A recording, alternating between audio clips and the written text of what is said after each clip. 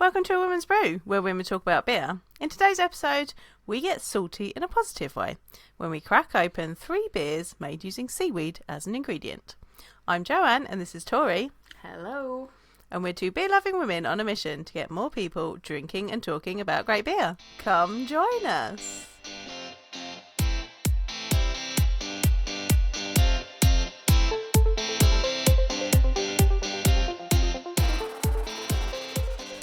So this episode's had a bit of an evolution, hasn't it? It has, yeah, because it was going to start off with, so we got out of the 3 beers we're drinking today, we got one of them quite a while ago. Yeah. Like, I guess we can say what we're drinking. So we've we can say got what we're drinking. Brass Castle Sabro Mosaic Red IPA with seaweed. It's called Meet Me Underwater. It's got a lovely can art, but we'll get to that. Yeah, it really is beautiful. We've got a black IPA that's called Trawler's Dread. And we have Tartarus's Umibozu, which is the squid ink, seaweed, and yuzu imperial gose. And the label is, if you're watching the video, the label's fucking cool. And it's got googly eyes, which Joe only just noticed. Like 2 minutes ago, I turned the bottle around and was like, oh my god, it's got googly eyes. So it's a wax sealed bottle. It's got white wax on it. And in the wax are 2 little googly eyes. And I mean, how long have we had this beer now? We've had this a while, because this is what prompted the episode. Yeah. And I've literally just turned it around and seen the googly eyes and just like burst out laughing. I saw it when taking it out of the package, and then you just started giggling and you were like, did you know these had googly eyes? I was like, yes. I'm like, I don't know how many have times. Googly eyes? I was like, yeah. I don't know how many times I've handled this bottle, like moving it around and having it for things. Like, I've got it out. It's been in and out of boxes. I put it in the fridge today. I literally 2 minutes ago put it down and only just saw the googly eyes. I mean, it gave you a chuckle. That was good. It did. So yeah, basically the episode kind of started by having that, because we were originally going to do like interesting, weird, like beers, unique beers with interesting ingredients. Yeah. Or there was kind of there was multiple ideas. We knew we wanted to use it for something, and it was kind of either interesting ingredients or maybe a little bit more like Asian themed ingredients, or like we kind of were like, which can we do? We sort of held it to the side for a bit, and then sort of ended up getting, I think it was the Brass Castle. Yeah, I think we saw the Brass Castle one next. Seaweed one, and we were like, okay, well that's 2 that have seaweed, so we can make that work. And then I just found this Trawler's Dread, and I was like, cool. I did a search for more seaweed beers, and I was like, I feel like we need to try to get another one. Yeah. So found another one, and there we go. Seaweed episode sorted. We were just talking about it before we were recording. I'm literally dreading this episode because I hate. It's our idea. Prepared like a jug of water ready to go to the side, because I've got a feeling I'm just going to drink a lot. Don't dislike salty things, but for some reason, when it comes to sea salt, like oceany salt, I really just don't like. I don't like salt water. I literally don't go underwater in salt water. I think I just had childhood trauma. So I don't eat seafood. I don't like anything that's like too oceany. If it's California roll sushi, which is vegetable, I still don't like it, because I don't like the nori, which is like the paper seaweed. Like, I'm really surprised that you don't like nori. Hate it. Wow. Literally hate it. But can I remind you that when we did oyster stout, you didn't mind the oyster stout. So I feel like. But that didn't have oyster in it, did it? I think we ruled out that actually didn't have. That one maybe oyster didn't. Stout, Some of them do though. But that one I think we ruled out didn't actually have anything in it. It was just that style. But as well, like, I feel like it maybe it's just more of a seasoning. Like, that saltiness is just in there to lift up all the other flavours, right? Like, rather than it being overpowering. I mean, we're going to find out as we open these up and drink them. I'm just dreading it. I think you're too worried. I think it's going to be fine. I am dreading it. So I was telling the story to someone the other day, because someone else was like, I had to explain sort of what nori was. And then I was explaining about how I was like, when we went to Japan, like pre-COVID, I went to KFC there. I was like, I just want to see what KFC's there. Like, what is it like they make a big deal about it at Christmas, like yeah, that whole thing. And I was like, you know what? It's interesting to see what fast food is like in another country. And like we weren't eating like, it was during a time we weren't eating a big meal, so it's not like I was skipping out on eating somewhere really, really nice by eating at a KFC. We're like, let's give it a go. Not particularly hungry, but let's just see. And I went in, I love snack wraps. And I was like, let me get one of the, like, they've got a teriyaki chicken one. Great, like, amazing. Had that. I think I took like, the first bite, I was like, okay, there's a lot of coleslaw in it. I was like, fine, whatever. And then like second bite, I got like the seaweed ocean taste. And I was like, and it's because they had like put nori in it. Right. And I was like, like couldn't finish it. And then I was like, Rick, it's your, like, you can have this. Like, because I can't even power through it. Right. That's how much I don't like it. Yeah. So this is going to be interesting. So I'll like preface it that like I wanted to try them because I thought it was interesting. But if it's not to my taste, don't let that be your base guide, because I am the person that didn't want to go in salt water so badly that the first time I went stand-up paddleboarding, I did not fall in, strictly through the sheer will of the fact that I was not willing to go in salt water. My brother-in-law, I paddled as fast as I could because my brother-in-law was fuming that I was the only one that hadn't gone in the water, and then he made it like a hilarious game to be like, well, let's just fuck with you, so you go in. And I was like, no, and I was just like frantically paddling away from everyone because I was so determined to not go in the water. Yeah, that's how much. So yeah, don't let that sort of be your guiding light if I don't like it. But I'm interested to see if it's going to be as bad as I think it's going to, like in my head I've built it up to be. But yeah, I mean, I guess that sort of brings us into the taste of seaweed. So like kind of looking at the different flavours that seaweed sort of bring out when you eat it. You've got umami flavours, which, so like umami is sort of the fifth taste. So you've got sweet, sour, bitter, and salty, and then you have umami flavors. And people are like, what is that? And I think a lot of the times you just go, it's just umami. Like, you can't, you don't often put it into words, but it's that savory rich, yumminess, savory, meaty is the words that describe umami. But I feel like anytime you say it in conversation, people are like, what is umami? And then like people are just like, it's just umami. Yeah. it just is. So yeah, I think that's one big flavour of seaweed. And then you've got salty, earthy, vegetal. And then it was also described as oceanic. But like personally, I think that's kind of, for me, that's just the same way of saying salty.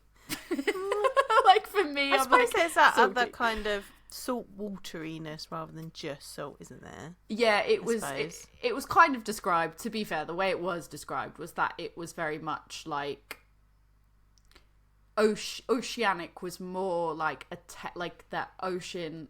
You can't really like give it a taste. You're just like, it's the taste of the ocean. Like there's no other way to sort of break it down, which I do get that there's a difference there. So that's what I'm expecting, and that's what I'm like terrified of. But yeah, seaweed's typically used for the umami flavor. It can bring out like umami brine, iodine flavor notes, and they tend to use it a lot of times. So it's like, firstly for kind of the flavoring, and secondly apparently it's like very good at preserving.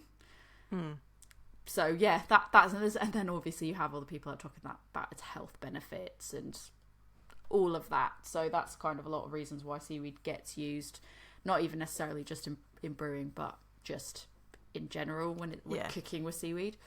How are you feeling about seaweed? What are your feels on seaweed?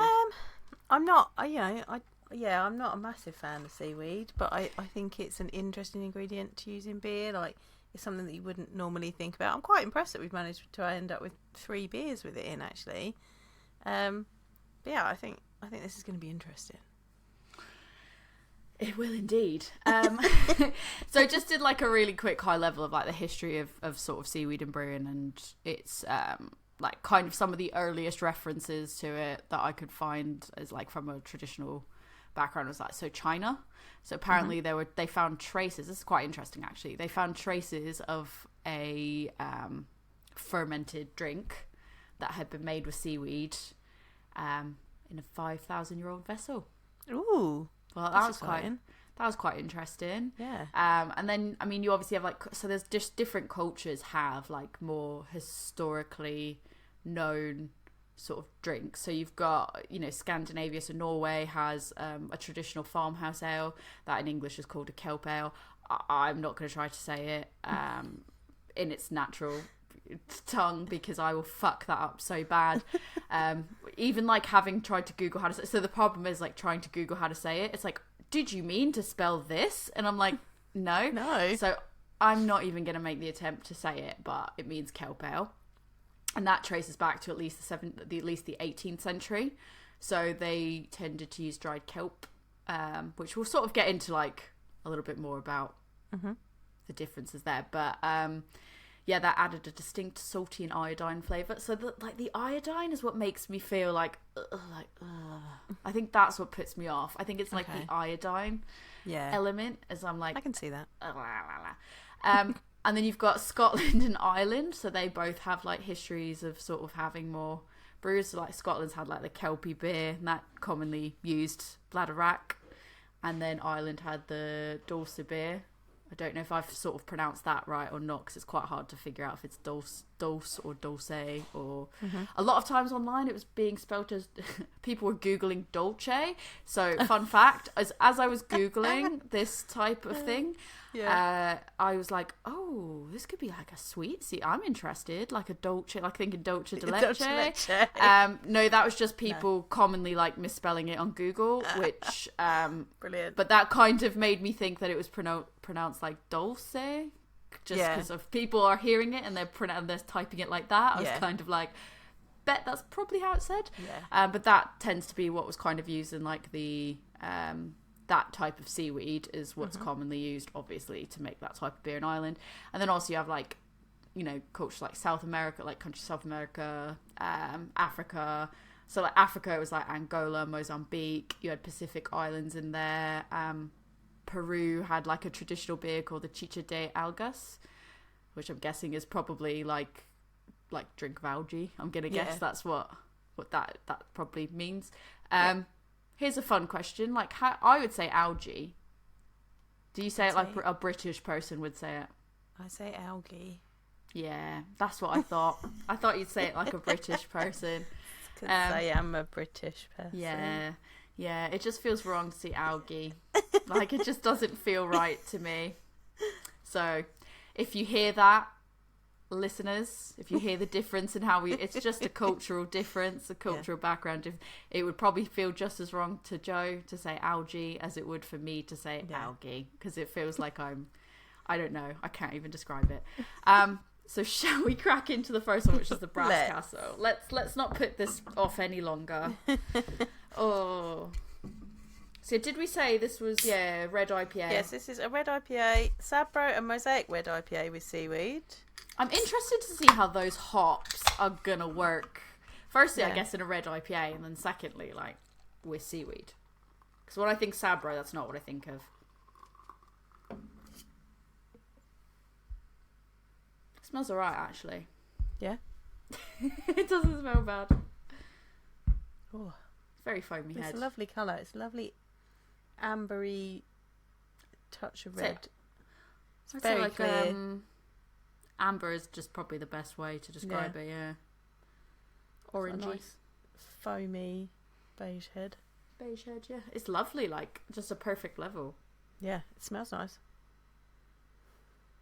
It does, and I keep, like, my brain keeps being like, oh, this feels like a trap.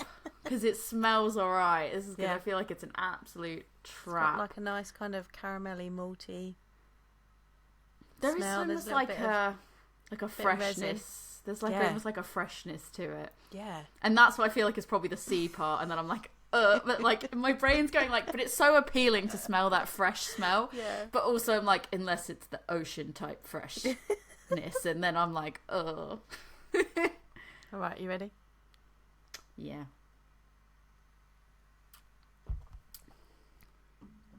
No, it's alright. It's alright.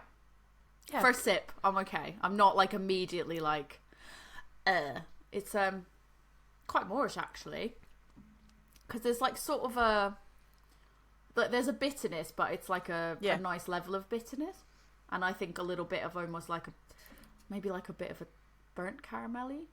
Well, it's got rye in it, so you're getting that like spiciness from the rye. Bit of caramel. Yeah, a bit of burnt sugar. Bit of resin. I don't get the resin too much though. I think it's just enough to like balance out. Yeah, the I think it's maltiness. sort of. I think it goes along with like the bitterness quite well. Yeah. It's earthy. Yeah, that'll probably be the seaweed. I don't get the Sabro. I don't get the Sabro at all.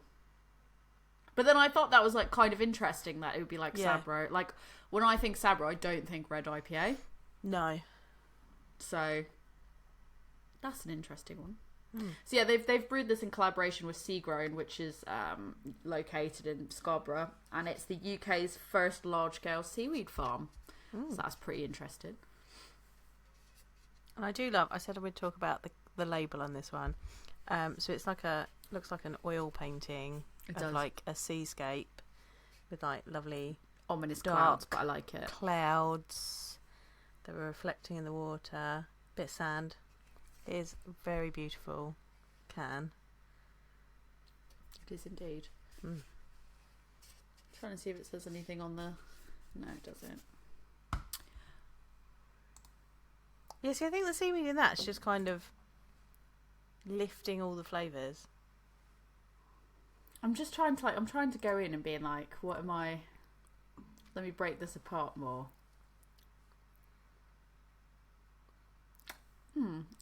I can read you the little description that's not actually on the can. So, 6.5%, which doesn't taste 6.5%. No. Mosaic Sabro Seaweed Red IPA, brewed in collaboration with SeaGrown, as I said. Seaweed is a feature of nearly every beer, as a variety of seaweed is added to the kettle/copper, to help with the clarification process. In this beer, we're using sugar kelp as a flavour profile to add some umami. Ooh, there's that word again, that buzzword. And North Sea characteristics into a robust hoppy red IPA, an IPA style that really benefits from a strong malty backbone. So yeah, I would definitely has a strong malty backbone, say that. Sugar kelp, that's interesting. Because I'd be like, reading sugar kelp, I'd be like, is it sweet? Because that's like probably what my brain would instantly think. Yeah. I didn't know about the seaweed as a feature of nearly every beer. Yeah, so Irish moss. So if you want to clarify your beer, you can add finings to it. Now, what used to be used most was a fining called isinglass, which is actually from fish. Yeah. But you can also use Irish moss, which comes from an algae and seaweed, and that is a clarifier as well. And if you need to use a clarifier, and you need it to be vegetarian, then or I think you can say it's vegan if you've used that as well, because it's a plant. Yeah. You need to use Irish moss rather than isinglass. So yeah, it is like that's a traditional thing in brewing generally, is to chuck that in and it clears up. Yeah, I just didn't realise that process. Like, I just thought I didn't think about it as seaweed. So that's interesting. Yeah, that's interesting already. All right, do you know what this is? What, sugar kelp? Sugar kelp. Sure.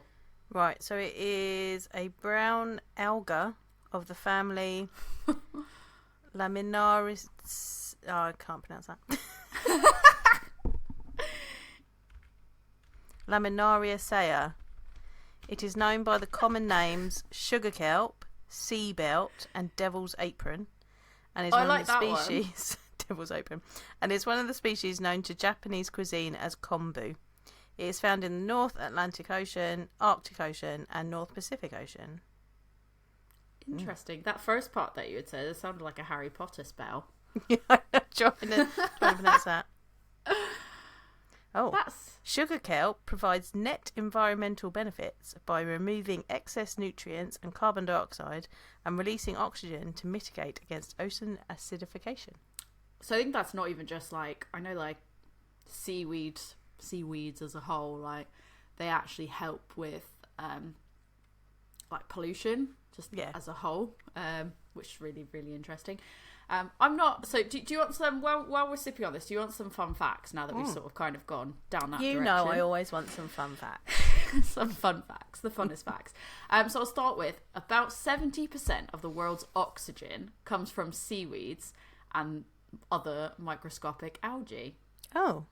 And they're also trialling using seaweed as biofuel. So it feels like seaweed could help heal the world. Yeah. How do you feel that 70%, about 70% of the world's oxygen? I didn't know that.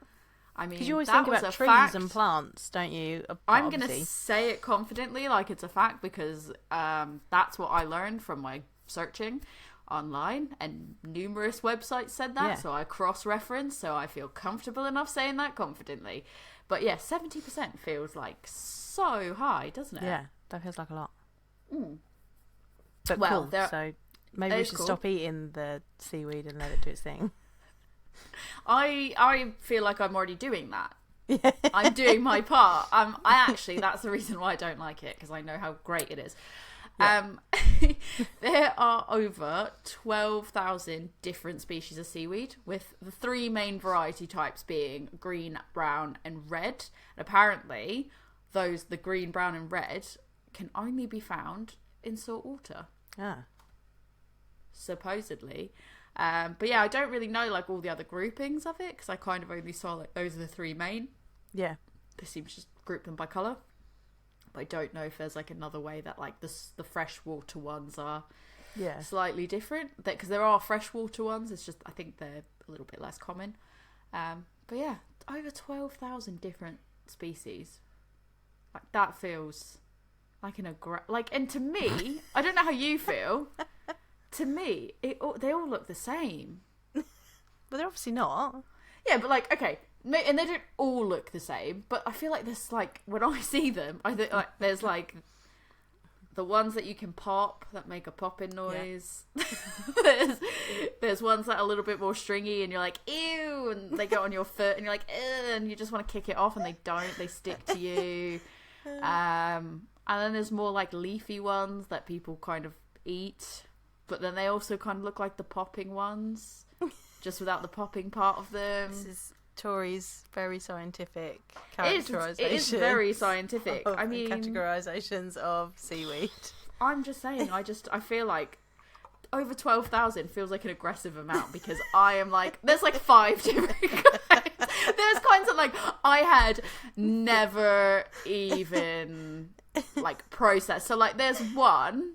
So obviously we think of seaweed. I'm going to use the we, even though I've clearly just like said it's myself that thinks about them as like they're all the same. We kind of think of seaweed as being sort of soft and a bit more like plant-like. But there are seaweeds that are also like rock hard. Oh. So there's something that's called a coralline algae. Okay. And like that is like, so it's like red. Coral. It's a red seaweed. But it's not coral, it's seaweed. But it does sort of like, it like, I think it said something about it secreted like lime or something like that. Okay. But yeah, really like interesting. So I looked at a photo of it and I was like, oh, like that doesn't look like that doesn't fit into my idea of seaweed. So I guess like I can then kind of believe, there probably is like 12,000 different kinds.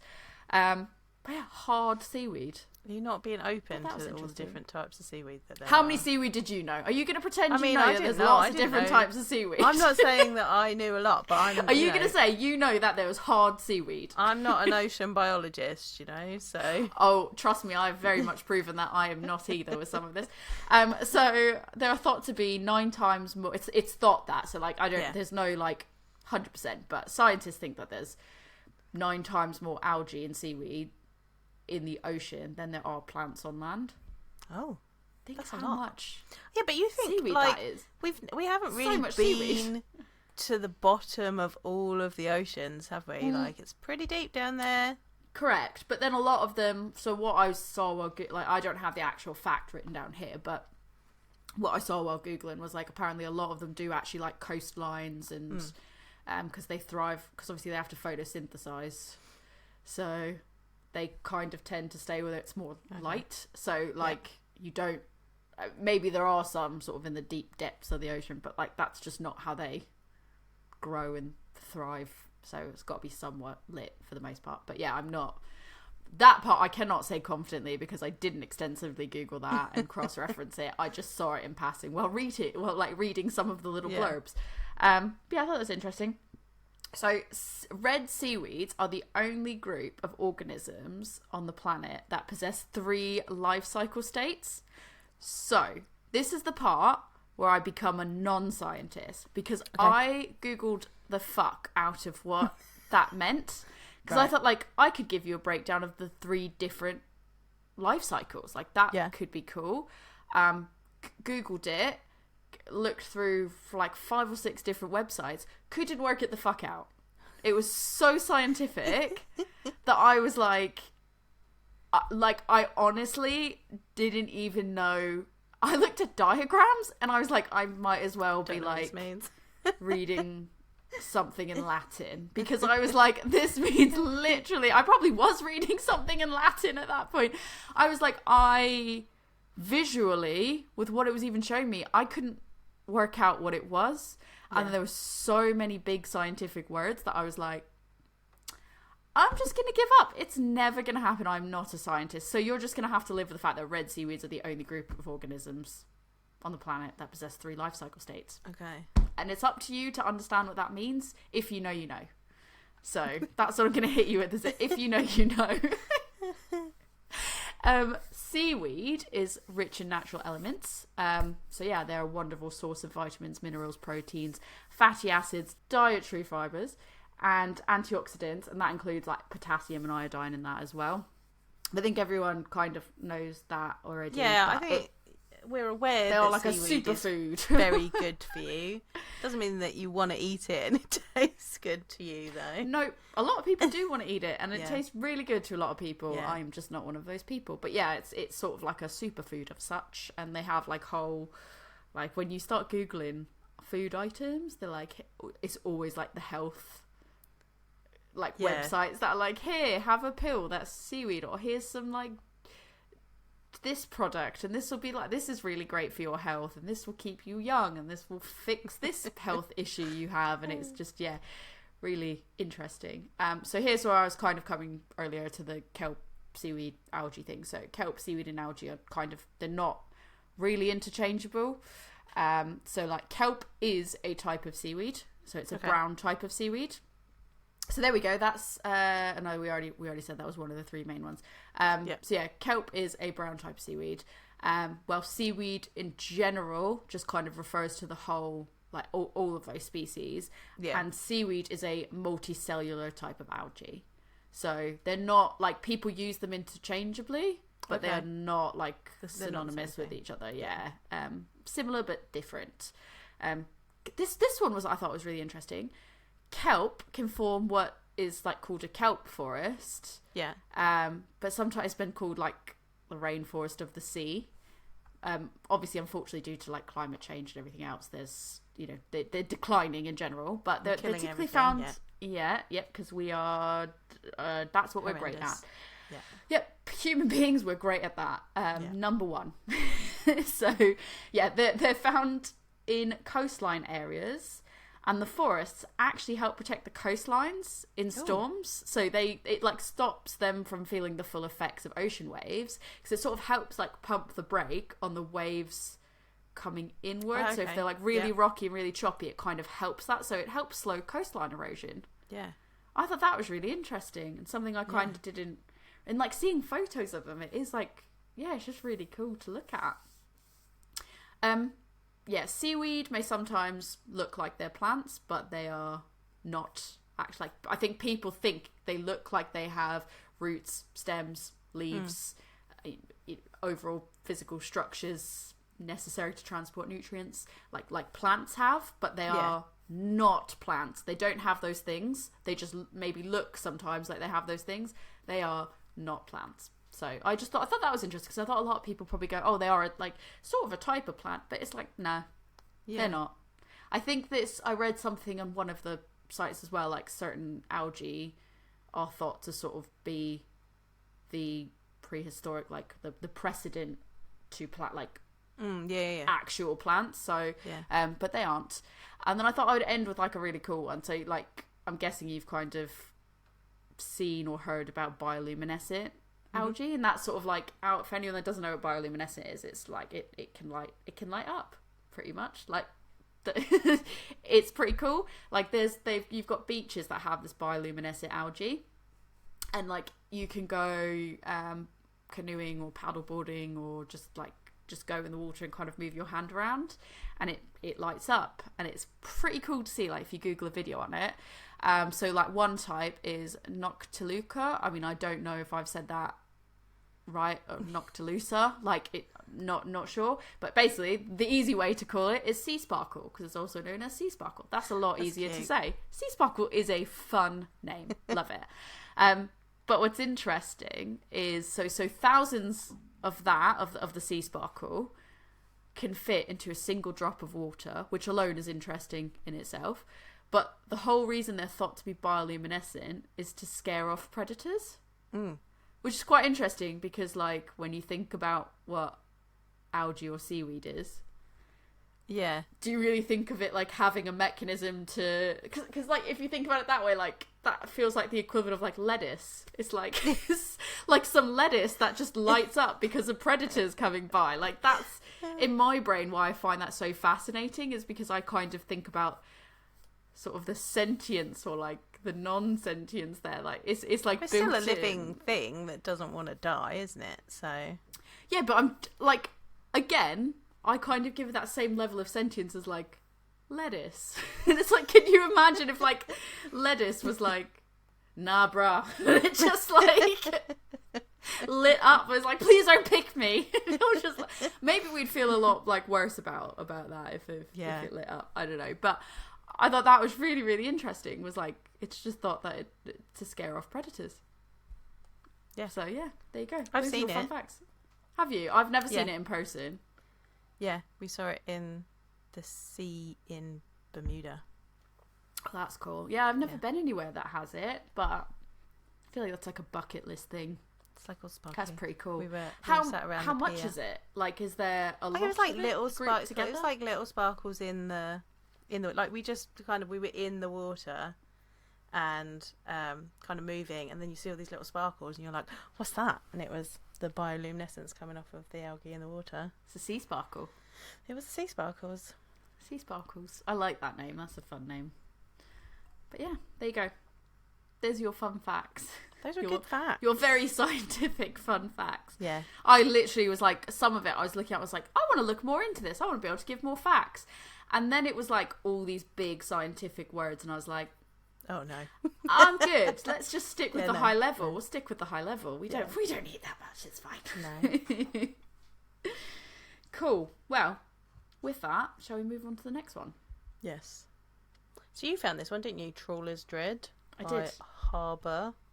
Harbwr. Yes. Yeah, it's infused with Pembrokeshire seaweed. So, yeah, I got a nice little like card with it. Oh yeah, as well. Yeah, National Lava Bread Day. I'll read you that in a minute, but let's pour this bad boy first. This is a black IPA. It is indeed, yeah. I mean, that one, I feel like the Brass Castle has put me in a mood where I'm like, okay. See, I told you. But now I'm like scared that I'm still proceed with caution. Okay. I think it's all going to go out the window when we get to the last one. I'm not going to lie to you. I think you're right. I feel like we're going to go, oh, that's okay. And then we're going to get to the last one and I'm going to go.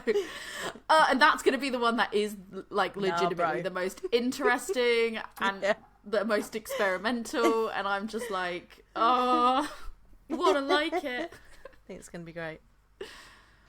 So this one, I did find this one, and I couldn't actually get it direct from the. I could get it direct from the brewery, but you had to order like a set amount. Like I just wanted the 2 bottles. Yeah. And then they physically like you couldn't buy just 2 bottles. Yeah. And then you'd have to get like bigger sets and stuff. So I had to get it from what is called the Pembrokeshire Beach Food Company. Mm. And they do like all different kinds of like seaweed things. Oh. So I'm looking at the website just now. It's funny, they've got a blog that's called Captain's Blog, but it's like got a B, like Captain's a small B in front of it. Captain's Blog.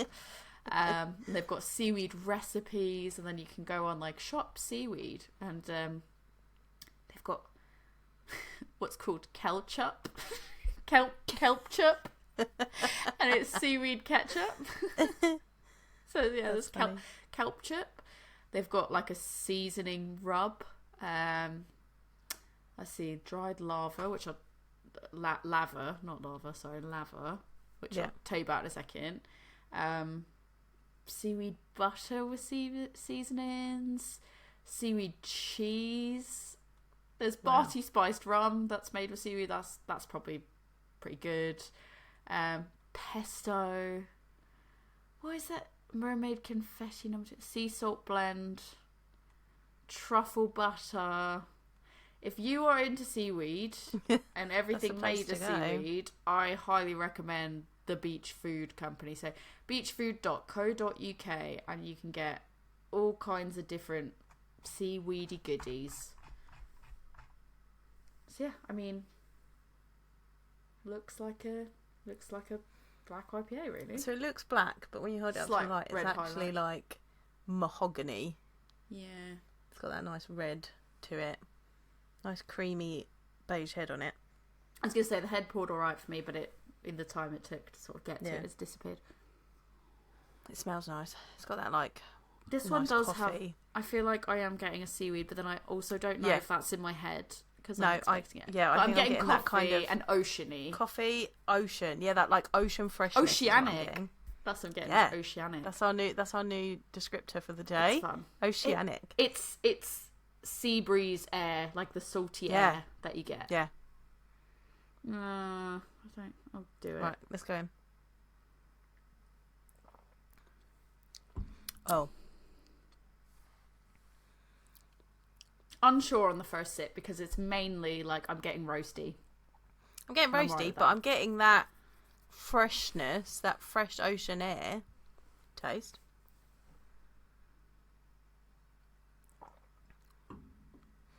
Yeah, I'm definitely getting ocean. Yeah. It's hard because it's not super off-putting. Like, it's not as off-putting as I expected it to be. I'm definitely getting that. I'm definitely getting what you've said about the, like, ocean, that oceanic quality to it. And I think it comes through for me a little bit more, like, towards the back end of the sip and then kind of the aftertaste of it. But it's not as off-putting. But I think this might be something that, like, if I had this a 500ml bottle, I don't know if I'll make it through the whole 500ml. Yeah. It's not, for me, in my taste buds, of, like, what, like, because I don't like the oceanic taste. Yeah. I think the Brass Castle would be more for me. Like, I could drink more of the Brass Castle than I think I could of this. But it's not bad. Yeah. But it's not up there as far as like my other black IPAs because of that oceany quality. Yeah, so from a black IPA, I want that coffee roasty, but I also want a bit of like resinous hoppiness, like, and I want like maybe a little bit of fruitiness. Now it says on the label that this has got Simcoe and Citra in it. I'm not really getting those hops. Like, I'm getting that roasty coffee, and then I'm getting that oceanic freshness, and I'm getting a really dry finish. I was gonna say it's incredibly dry finish. Yeah, really dry finish. No, not really getting that hop character which I want in a black IPA. I feel like this is more just kind of a dark ale than an IPA. I think I'm getting like some hoppiness, but I think it's hard because my brain is immediately focused on the thing that I don't like about it. Because I'm trying to work it. Because I'm trying to work it out. Because I'm trying to be like, my brain's trying to dissect what I'm actually getting versus like the instinct that there's something there that maybe I don't normally like, and I'm trying to separate that out to be like, it makes me think that I'm drinking a black lager on the beach. Yeah, I was going to say it's kind of like that. Not a sunny beach. This is like, you know, slightly windy British beach. So you're getting that like sea breeze while you're drinking a black lager sat on the beach. Yeah, I think I don't know necessarily. For me, it doesn't like it's not necessarily British beach coat weather, but I think it definitely is like having a dark beer at the beach, and it's that like I think I can almost I think what it is, because that's like I said, my brain's trying to work out what it is that I'm picking up there. I think it is almost like that iodine type taste to it, and I think that's like it's trying to pick that out from everything, but it's actually not as off-putting as I kind of expected it to be. I think it was just like working out what it was, and then kind of once I worked out what it was, and then my palate sort of like adjusted to it a lot better. And this is one of those, like, taking one sip out of a beer doesn't necessarily mean that you're going to get the full flavour. Like, you need to have a few sips, get yourself into it, let your palate get used to it. You know, have a few sips before you write off a beer, I think. Yeah, I was watching some streamer who, like, I mean, it's not like a beer stream or anything like that, but they were streaming something and they were doing, like, ranking beers or something like that, and they were doing it with like another really like famous streamer or whatever, and I was like, I just want to see like what happens here, right? And it was stuff that was like Budweiser and Coors and like typical like American like beers, which like I said, this is not a beer person or anything. They were just trying to go for like their audience, like majority they weren't even taking craft beers into consideration, and they were like, oh, how should we like go about tasting these to like should we get a glass, like how much should we have before we kind of move on, and they were like one sip, and I was like no, and I was there kind of like at my screen like no, because like one sip's not gonna do it. That's not gonna do it. You need more than one. Definitely put it in a glass. Like go back to our previous episode if you want to hear about why you need to use a glass. It was it was just interesting because they were like, oh, should we just how do we approach this? Like, oh, we'll just take one sip and then we kind of go and then we can go back to it. And I was like, no. And like probably out of all the ones that they were drinking, they were probably all going to taste more or less the fucking same anyways. Yeah. Because it was literally like Budweiser, Coors, Heineken, like US Heineken. And I was like, it's all going to taste the same. And I'm sure somebody will at us and be like, they're not all the same. But like, I don't think one sip you're going to get this like massive altered difference in taste. But I thought it was talking about Heineken as well. I was watching some videos when I was doing my Cicerone study, and I was watching some other people preparing for their tasting exams, and one person was like, oh, you know, I've not passed it several times now, and like trying to distinguish these beer styles, but he kept doing his off flavours and kept doing that, but he kept using Heineken as his base beer for it, and people were just like leaving comments going, don't use Heineken. It almost always has a skunky taste already. You're just gonna get skunked every time you do it. Like, pick something else, stop using that beer. It's interesting that that's the choice of what to be used as a base beer. It's like, get some Budweiser. Fair. The one thing that Budweiser is good for is training you, because you can add things to it and then it highlights it because there's nothing else to taste. Ooh, it hurts, but it's true. It's true. I mean, it doesn't hurt me, but no, it's anyway, true. Anyways, Seaweed. So I got this like a nice little pack. So I got like a little postcard that had a mermaid on it and everything. Yes, watch the video for that. That's pretty. A little goodness from the sea. There's a nice little postcard.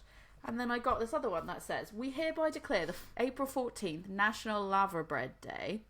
The Pembrokeshire Beachfruit Company have launched a new national day dedicated to the joys of laver bread, a traditional Welsh seaweed delicacy that can be used in everything from quiches to cooked breakfasts. I mean, okay, I'm just going to pause there for a second. Everything from quiches to cooked breakfast. That doesn't feel like a wild.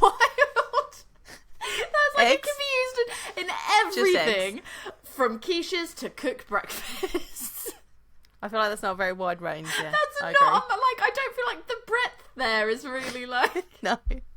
Well, like, don't stretch yourself too much. If you say, from sushi to cake, there's a difference. Yeah, or from like, yeah, or from quiches to cake. Like, you can use that, like, kind of, like, still, fun word still a bit of baking, right? That's still a bit on the baking side. But yeah, but I just think that if you were, like, from... Or even like from pastas to cakes, or I don't know, just show a little bit more. Slightly broader range was needed. Because I feel like if you were like upper middle class, you're probably like, well, quiche is breakfast. Like I think for some people they're like, what are they talking about? Quiche is breakfast. Quiche. My breakfast quiche. Sorry, I also have been told that for the coronation this year, you know how there's like apparently like coronation chicken came about because of the coronation, and then apparently the coronation food is going to be quiche. Is it? Apparently, I don't know, and I don't know how it gets picked. And is it going to be bog standard boring ass quiche? Is it going to be lava bread quiche? Is it going to be? It's going to be coronation quiche, but like, what is a coronation quiche? There's got to be like there'll be like some fancy recipe. They'll have done a competition because they did that for the pudding for the Jubilee, didn't they? I have no idea. I literally don't follow any of that. I've not a clue. I'm sure it was on BBC. There was a competition to make like. I'm a cord pudding cutter. recipe. I don't have any of that. for the Queen's Jubilee, and it was like a lemon trifle type thingy bob, I think. Oh, I feel like they're always just niche. They're always niche things, aren't they? But anyways, I digress. From quiches to cooked breakfast, that massive range. Yeah. We want people to have fun discovering this healthy and delicious but often overlooked ingredient. We have chosen April 14th as National Lava Bread Day because it is the same day as the Japanese celebrate Mother of the Sea Day in honour of Kathleen Mary Drew Baker, whose research into the cultivation of porphyria seaweed led to a commercial breakthrough for the Japanese nori lava industry. So I guess, yeah, so what that says is nori and then in brackets lava. So that's interesting. That's something I didn't know. Lava bread is a cooked version of lava, porphyra seaweed, a diaphanous red algae found abundantly. It must be red. Yeah, found abundantly along Wales's rocky coastline. Cooked for many hours, it produces a green, gluey sludge that is a delicacy for many, but a challenge to others. That's me. Needless to say, it tastes much better than it looks. Out of all the seaweeds, lava is the healthiest. It's the king of seaweeds. 2 exclamation points. So there you go. So I was going to say that porphyria seaweed must be red because porphyria is a blood condition. Didn't know that. And it's actually the condition. Remember we were talking about how vampires are my faves? Yeah, so, you're like, I know all about this. Like, you're like, yes, Queen, call me in. I've got this. Here we go. Hit me up on this. Right, so porphyria is the disease that, like, so it's where we think vampires, like vampire lore and stuff came back from, because it's a disease, and then gradually, like, your gums recede, and they go a little bit mad, and like this was back in the day before, like, there was treatments and stuff, but like. Gums recede, so you have fangs. Go a little bit mad if you're like, you know, living on your own and got this disease, and then people crave blood. So this is where like porphyria is kind of a like I know, like I used to speak to people who had porphyria, and they'd be like, yeah, it's bad. I've had to go to the supermarket and get a really bloody steak because they just have a craving for blood. How do you? I've got additional questions. How do you end up just like speaking to people with this? It's early internet, dear. early internet. So like, in chat my brain, okay, fine. That's fine. I was thinking you were just like, oh yeah, like, so I was in this group, like I went to this like meetup for people, and I was like, that feels niche. That feels like that's got to be rare. Like they're photosensitive as well. That's crazy. All the vampire things. It's the vampire disease. I've never heard of that before. Yeah, and there's a type of marble as well. I think that's called porphyria marble, which is a red splotched marble. Oh, okay. I can picture which one that is. I only saw that recently. And I was like, oh, that must be red. Oh, yep, it's red. Wow, that's interesting. That should have been a fun fact because I've just learned something new today. Yeah. But yeah, interesting products that use seaweed. I did a Google search. I went on Amazon and I went on Google Shopping and I was like, what can I find? There was seaweed bacon. You didn't buy any though, did you? No, I absolutely did not. There was seaweed bacon, and that apparently, I read that apparently when you fry seaweed, it tastes like bacon. Now, I'm not going to try if that's true. Like, I don't even want to find out. Because bacon's kind of salty? Maybe. But then, like, I like smoked bacon, so... Okay. Yeah. And I don't even there'll like... be I like the seaweed out there. There'll definitely be smoked seaweed out there. I like the smell of bacon more. I mean, this is controversial in itself. I like the smell of bacon more than I like the taste of bacon. Yeah, Gordon's okay with bacon. He prefers sausage. Like I'm like, give me the bacon. I think like I'll eat bacon, but I think it's also like if I buy bacon, I like to buy like the posh bacon. That's like the medallions, the jolly hog or whatever. And then it's just the really medallions. Fancy. It's just the only when they're on sale. Just the medallions, because I don't like the extra bit that's got all like the fat on it. I get really weird with it. And then even then, you know when you cook bacon and it gets the white bits, like the fatty like white bits on it, I find that so off-putting. That then I'm like, oh, I don't really like. I always think that I want bacon, and then I get it, and I'm like, I don't know if I really wanted it or if I just kind of like the idea of it. But yeah, it's okay. When we go places, I'll just eat your bacon. I'm happy with that. That's fine. Yeah. I mean, I don't really eat breakfast full stop anyway. No, you don't. I have to. When I visit, I take breakfast with me. I take a packet of crumpets to make sure that I can have breakfast because they don't do breakfast. I mean, I would have bought you stuff. No, you totally would. Let me just set the record. She totally would. Like, it's not that she's not. Right, it's not that she doesn't provide breakfast. We were getting up early. We were getting up early, and I was like, I don't have that in my house. I can get that for you. And she's like, nah, I've already got it. I'll just bring it. Like, I was like, I'm prepared because I know that you and Rick aren't breakfast people. No, everyone's gonna think that like bring your own food. I seem to. Yeah, but that's the level of our friendship that I'm just like, girl, I'm bringing my own breakfast because we know how this is. I was like, do you need me to put anything in the grocery order? And you were like, no, I'm good. I've got my crumpets. I've got crumpets, and I just get up and go downstairs and make crumpets. Sit with Phelan for a bit. You were like, and then Rick turns up and is like, hey, you all right? I was like, yeah, I'm good. Made myself at home. I think I was in the shower and I come out the shower and I was like, did you have breakfast yet? You're like, already done. Yeah, and I was done. Like, cool. I'm ready to go. Come on. We're late. But yeah, so seaweed bacon. Yeah, so apparently you fry that and it tastes like bacon. There was seaweed toothpaste. Yeah. What's the benefits of having seaweed toothpaste? I don't know. I didn't look it out because it just made me feel so uncomfortable. Because it's like I can't think of anything that would make me feel more sick. Like, basically you're brushing it all around your mouth. Is it just seaweed or is it mint and seaweed? I feel like that would be arguably worse. Like, the mint doesn't make it better. I don't know. I just saw it and was like, no, I'm good. I don't know. Let's give it a Google. Let's give it a Goog. Okay. Yeah, so if I were to buy seaweed toothpaste right now, vegan sea fresh toothpaste from Ocado, because of course, so you gotta get it from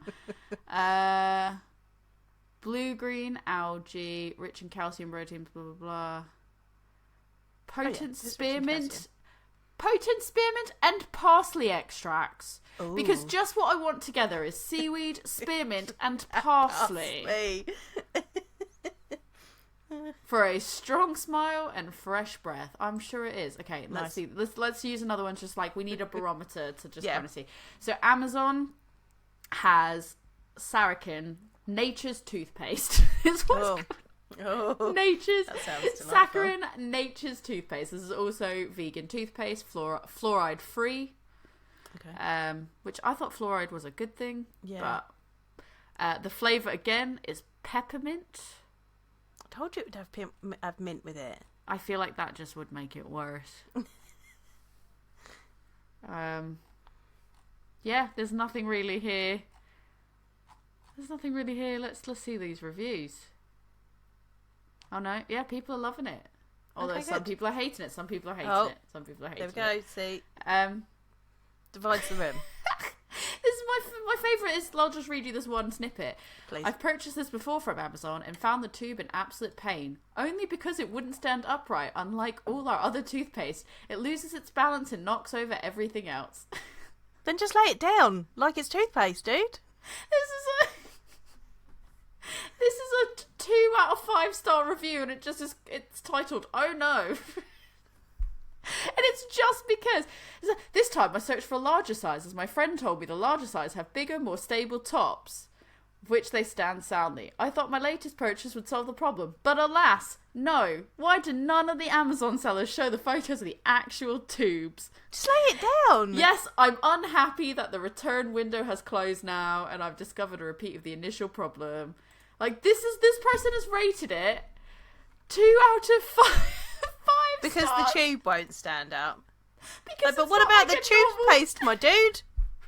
What about the toothpaste? Not a single mention of the toothpaste itself. Just that it's like, yeah, no, it just looks like an American toothpaste where it's not like. Cause I feel like British toothpaste tends to have like the tops tend to be like wider, and you can stand they do them up nowadays. usually. They didn't. They used to be little ones. Nowadays they do have the bigger tops, so you can stand them up. But they never used to have.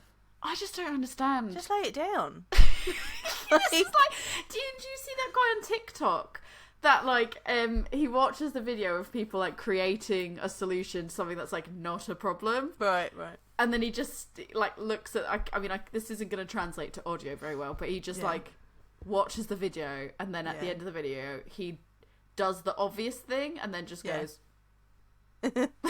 obviously, and then just like sort of looks at it'll be like, oh, let's this overcomplicated thing of how to fix a car door, and then it's like, you just shut it. And he's just like, told you so. Yeah, like, you just put the lid back on the drink, and then you put it in the fridge, and then he's like, yeah, that's what I feel like. You just take the toothpaste and you just lay it down flat, and then it won't knock anything else over. Or, get a toothbrush caddy to stand it in. That was confused. Yeah, no, pretty brilliant. No, ma'am. There's that one. There was seaweed spaghetti. Okay. So basically, Whole Foods just sell it as sea spaghetti. Right. But it's just dried seaweed. I just wanted to call it out because I was like, sea spaghetti, but there's no spaghetti about it. It looks just dried strips of seaweed. It comes from the Cornish Seaweed Company, so it's like you kind of know that you're going to get seaweed there. They've got into a niche. They've got kelp pickles and hot sauce. Just sort of You're like not tempted by the hot kelp sauce? chip. No, I like hot sauce, and I feel like this would just be. There's a kelp burger. That just makes me think of SpongeBob. Is it just made from kelp? Yeah, apparently so. Okay. It's a kelp burger. I think it's probably like one of those veggie burgers where it looks like a burger but actually is made of kelp. Okay. You got various seasonings, which I kind of already said on the Pembrokeshire Beach Food Company, but they've got like sea salts and stuff. There was something that was called sea moss gel, and it's one of those like health websites being like, oh no, this is so great, like you can eat it, you can put it in smoothies, you can do like all these different things, and then it's like you could also use it as a face mask or a hair product, and I was like, it just feels like we're trying to tackle too many parts of the market here with it. And if I'm eating it, I don't want to be putting it in my hair. No, it looks like gel as well. It's so weird. I mean, it is gel, but it's just weird. There was seaweed fertilizer.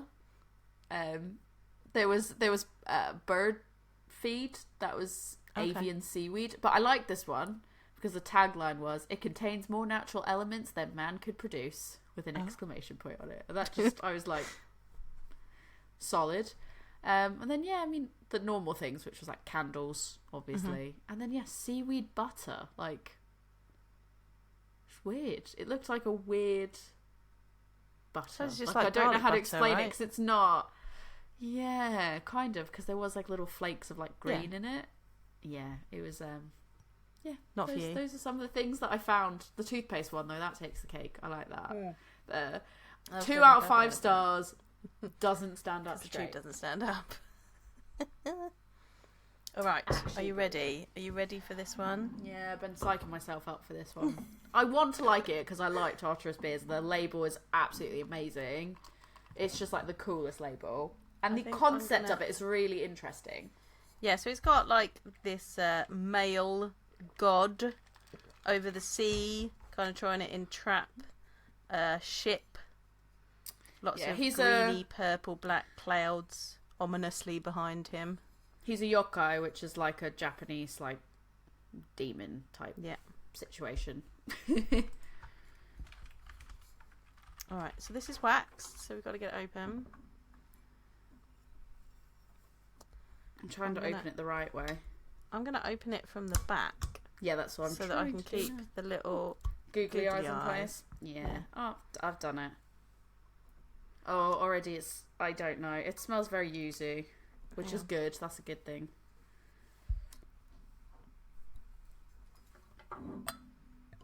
Oh! Oh! It's black, right? No. Oh.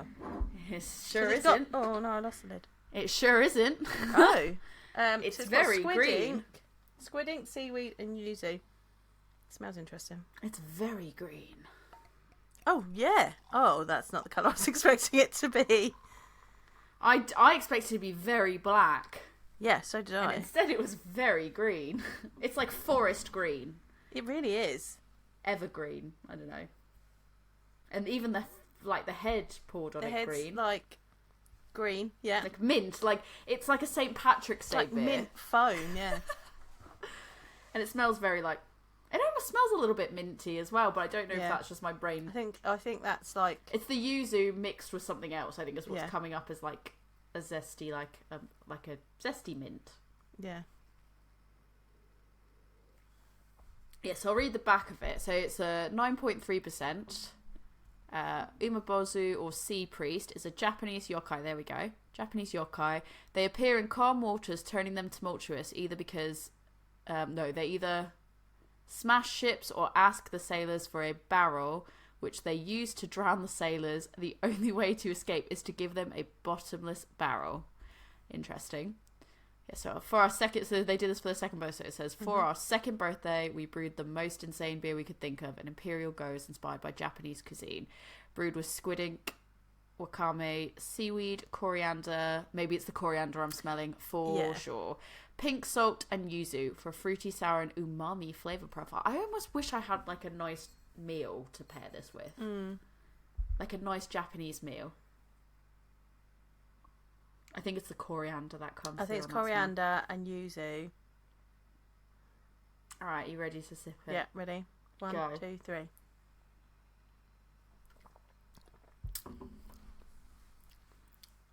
My taste buds are confused. I'm confused. There's a lot happening. There's a lot happening from start to finish. It's confusing.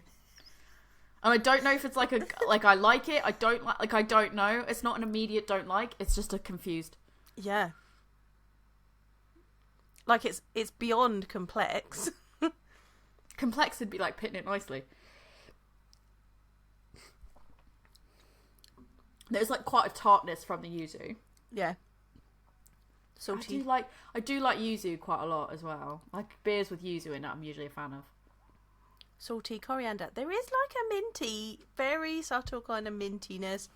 I think you're right. That's the coriander mixing with maybe with the yuzu. I don't know how to feel. I'm confused. I don't dislike it. I think it's just my brain doesn't know how to register it. There's so much happening. There's so many things going on in it. Right. Go back with a fresh. It's got a nice tartness. Yeah, really. Like I think if you like sours, and not just like this is an introductory sour. I mean, this is an introductory beer. Full stop. No. Like, if you gave this to a person that was just like trying to get into beer, they'd be like, "What the actual fuck?" Probably never get them to drink beer again because it's it'd be like mind bending. You know what? I thought I was gonna hate it. I don't hate it. I think I might actually like it the best because it's confusing.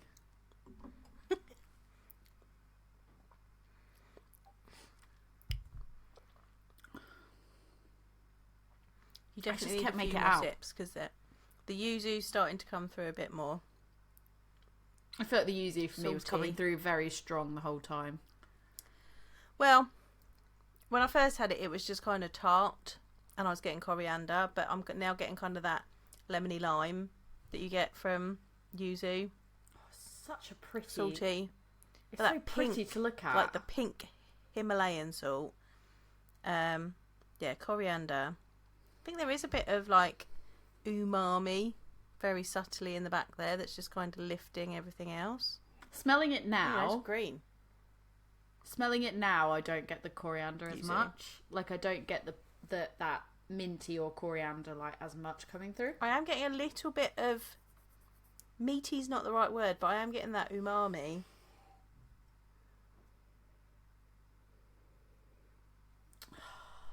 I'm almost getting like a bit of like a more of like an alcohol smell to it. Like the more I just sit there and kind of smell it, and I don't really know what to attribute that to. But not in a bad way. It's just I didn't initially pick up on that smell. Yeah, I know what you mean. That's really interesting. I mean, it doesn't taste 9.3% as well. I think that's quite interesting. Yeah, I feel like that's a Tartarus thing though. Like, they do just make beers and you're just like, oh, hello, that's 14.5%. Oh, okay.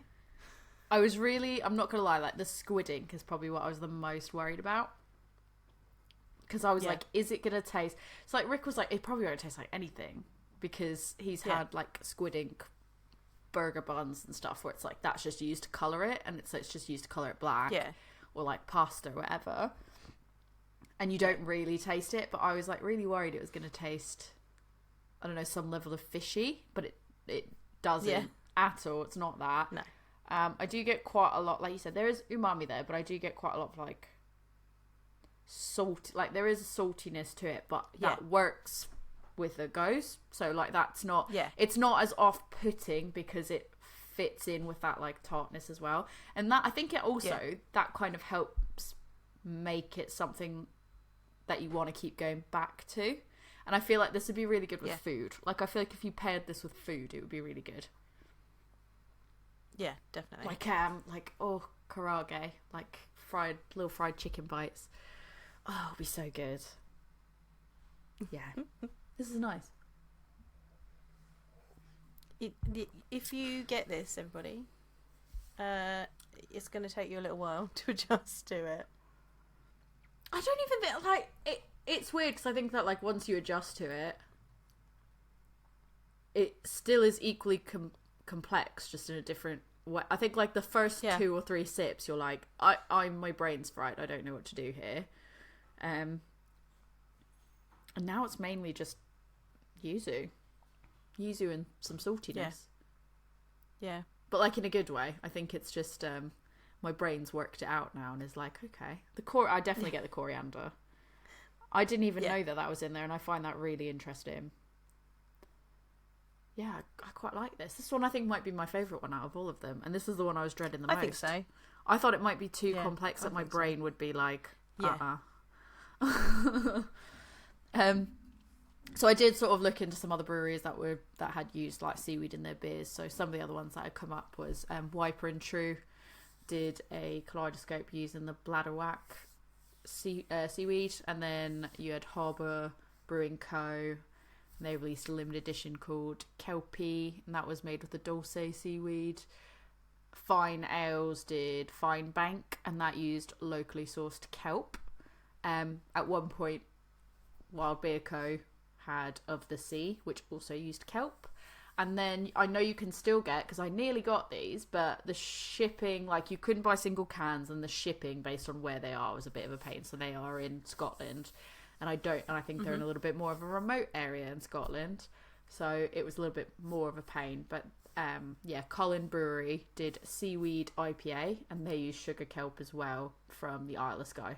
So that one, I wanted to try that, but like I said, it was sort of a little bit, you had to buy a whole bunch of them, and then the shipping on top of that, just from where they were.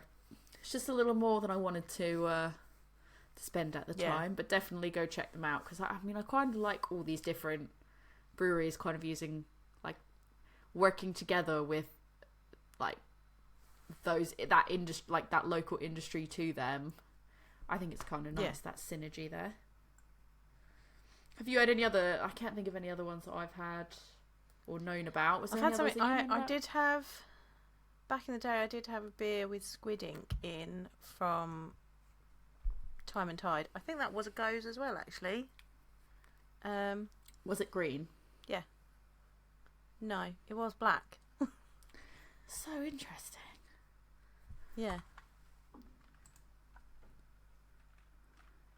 I'm googling now squid ink colours.